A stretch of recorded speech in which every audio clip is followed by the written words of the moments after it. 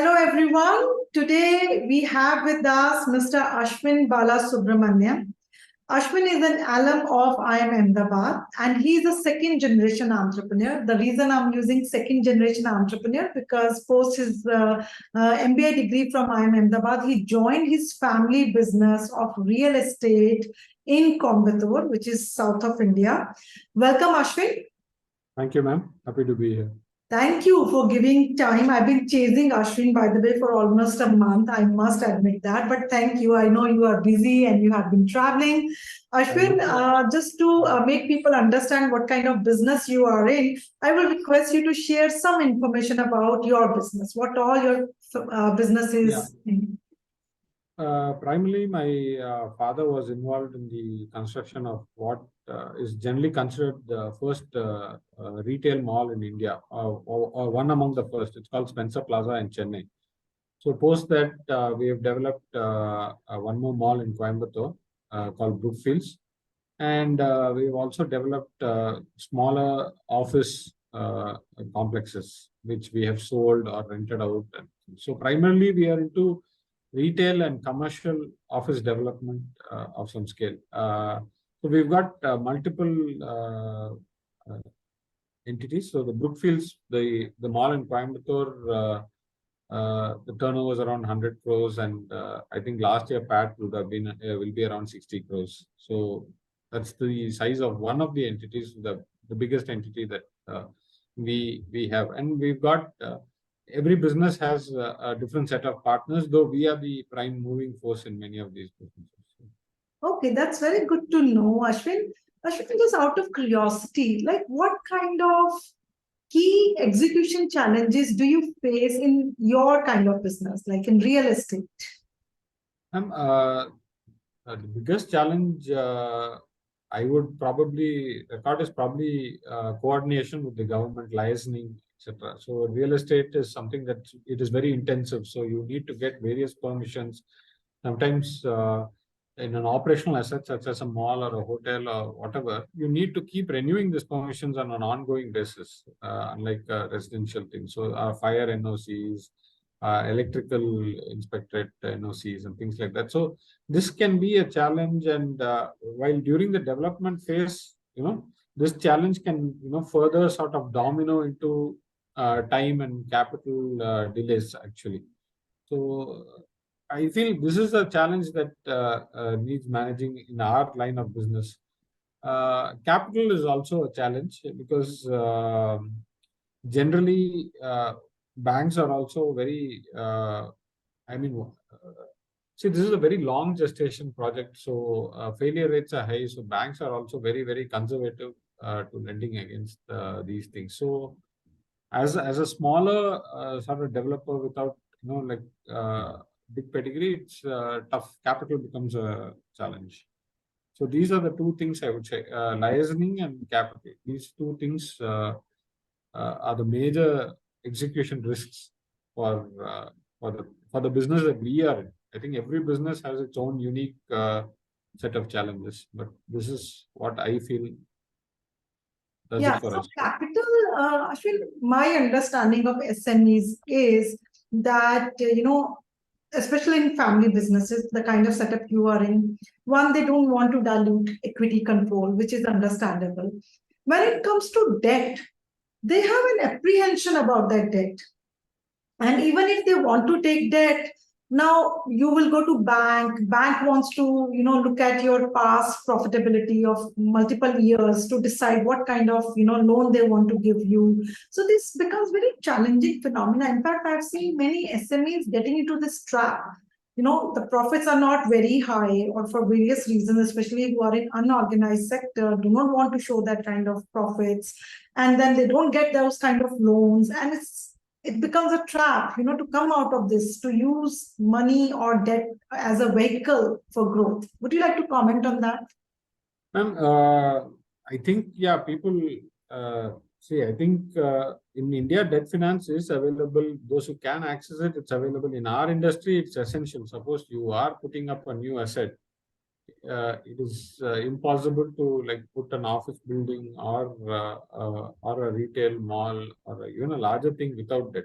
In fact, like retail participants, home loan is generally the one loan that they usually take in their life, right? So this is actually very capital intensive, very capital intensive. So debt is essential. So without debt, it's a non-starter actually. So you need debt. Other industries where where it may not be capital intensive, perhaps you can entertain the thought of going without debt, and I think that is largely a personal preference of how much risk you want to take and what is the pace you want to grow at. So suppose you are aiming at a faster pace, then I think without debt and waiting for accruals may be counterproductive, right? So I think, but how much control. So all this, I think, in other industries varies, but in ours, debt is essential. Then again, the quantum of debt and how you are going to de-risk also matters. Right? Okay, so what I'm hearing from you is that debt is a very personal preference, and also some industries, require you to take debt. You cannot Yeah, avoid it. exactly. You cannot. What do you do for your other government-related execution challenges? Is there a way to overcome those challenges, Ashwin?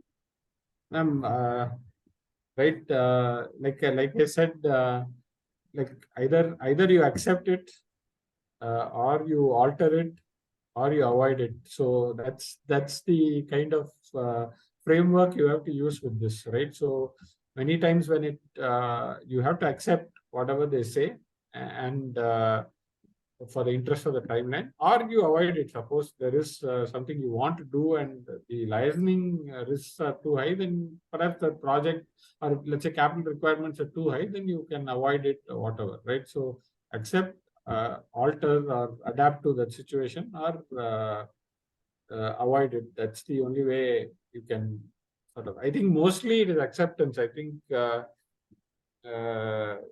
truth be told, it's very difficult for us to challenge the status quo. As long as we are able to manage it effectively, I think you have to accept and go along with managing this thing. Was there any time when you altered it? Alter it. Alter is difficult, man. Sometimes it can cut back at you. Like suppose you feel you can take a different route, because many of these people have very fragile egos also. So it's difficult to alter. I think accept and avoid is the more my go-to sort of principles. Alter is technically possible, but not the this thing, not the way. Okay, so you will say that accept or avoid when it comes to government interventions or execution challenges.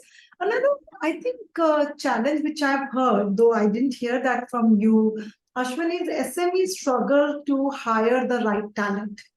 And you are in a city like Coimbatore, right? So how easy or difficult it is to find talent in your industry?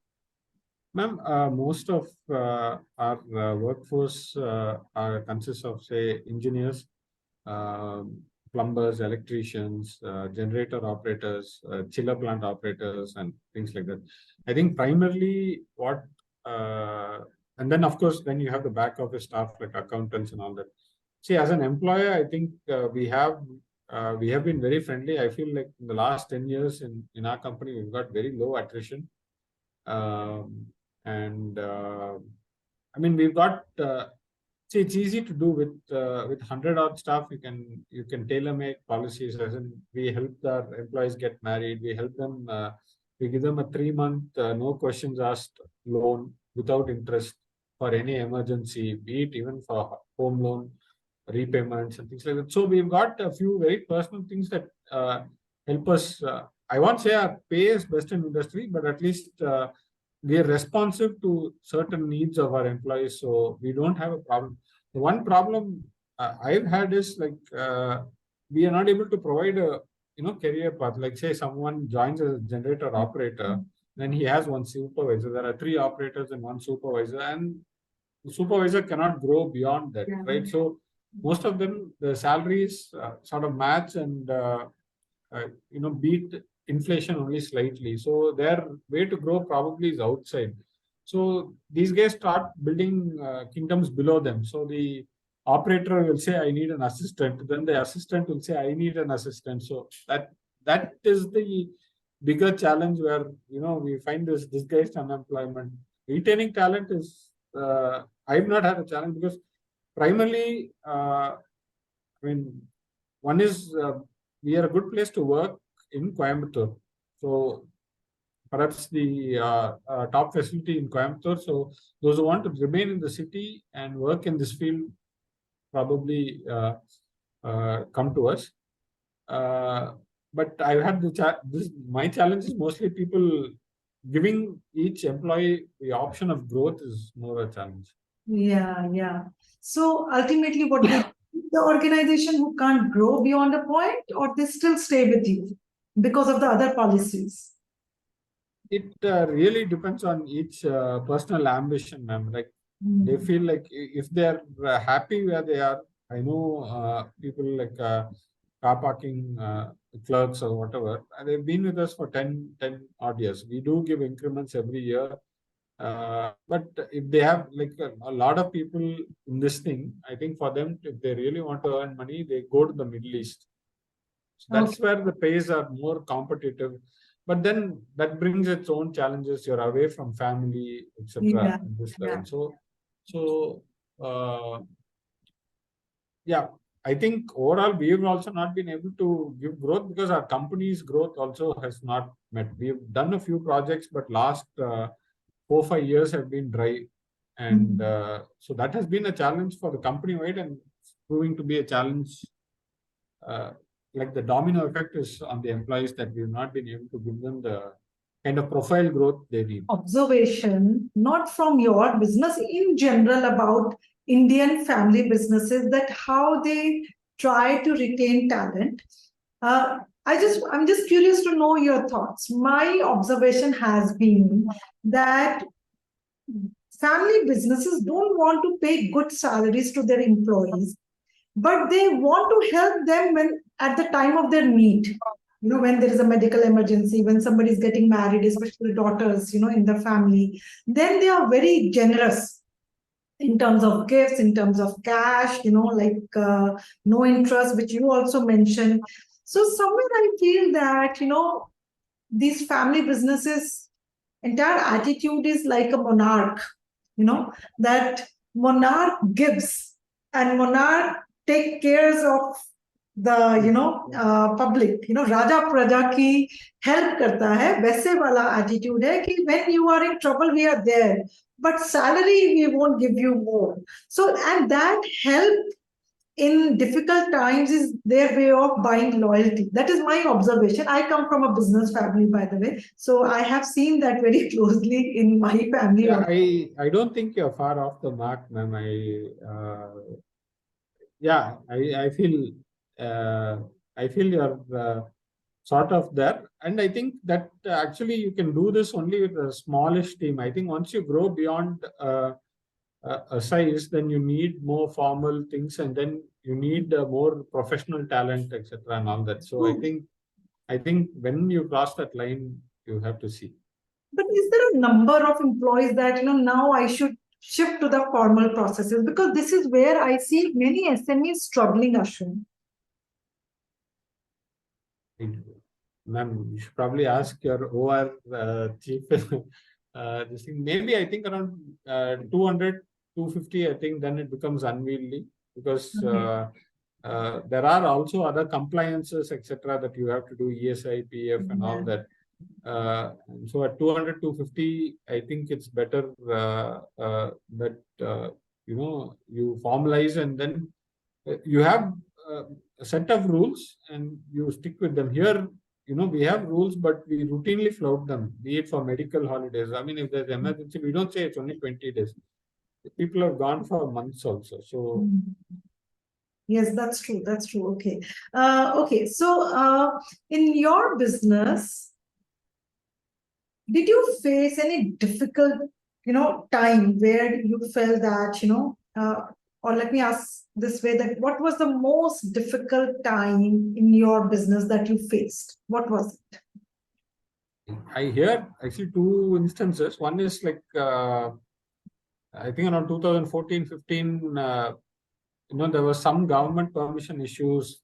I mean, where we had to go through legally, and then there was a lot of pressure, etc. So in a very short time, it was quite intense and very stressful. So obviously, we overcame that period. So that was very stressful, and present, like when you get, I would say the last 5-6 years or so, the like when you get caught in a lot of day-to-day activities, you're not able to focus on growing the company. So we have not done a new project in a while now, and this one's running well. Of course, 2 years in between we had COVID, and so there was a lot of crisis management during that portion. But so that is challenging in its own way, but it's not like a pressure every day. Okay.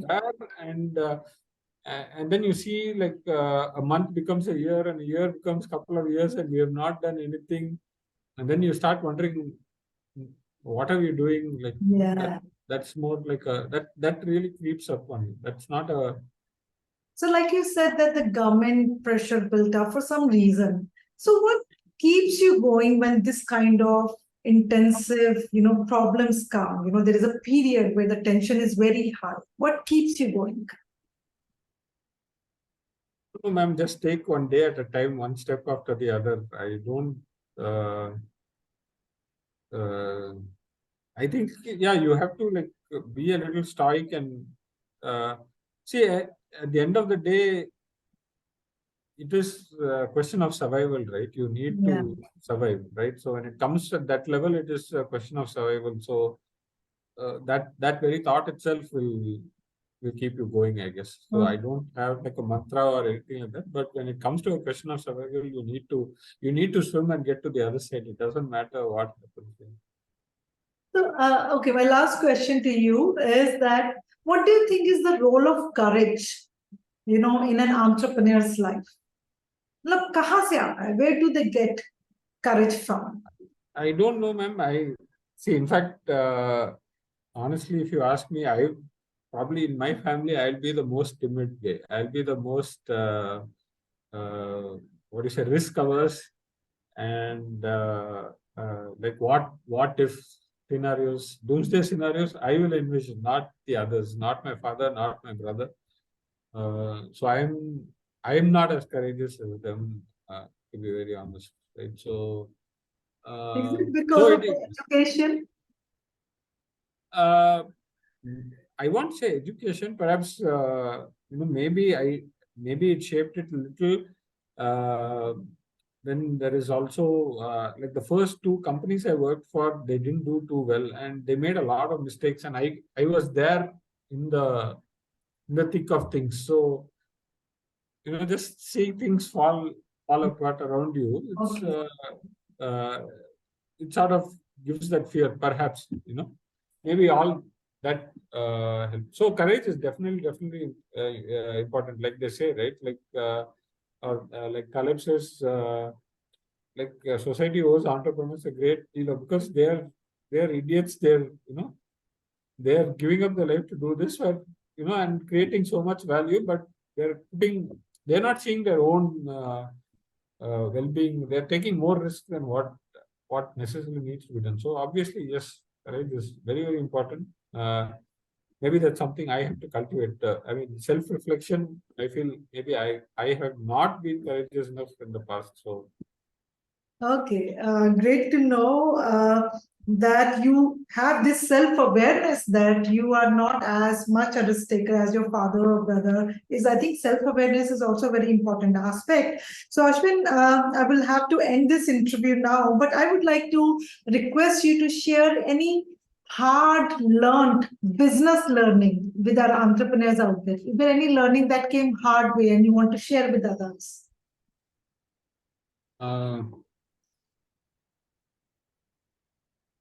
I'm just you need don't overthink things. I think like once you have a plan, I probably make this mistake, like I told in the last question also. Sometimes you have to you can't have a right decision. Like even like I tell this to my wife also. Like you can't get the perfect mate. You have to take a decision and somehow make it right. Even and I think entrepreneurship also somehow you need to once you've got the contours of your decision, when you think you're 80% right, and then you go on the journey, then you will have to face the challenges and make it right. You cannot. Nobody can predict the future. There can be so many surprises. So don't overthink it and don't think you'll know everything. Just jump in and then try to make it right as it goes along. I think this Okay, is that's very interesting to know, Ashwin. I think that's a beautiful learning that don't overthink, do analysis, but don't overdo it. There comes a point when you have to take a decision, and once you have taken a decision, try your best to make it right. I think that's a very good learning. Thank you. Thank you so much, Ashwin, for your time. Really appreciate it. Thank you.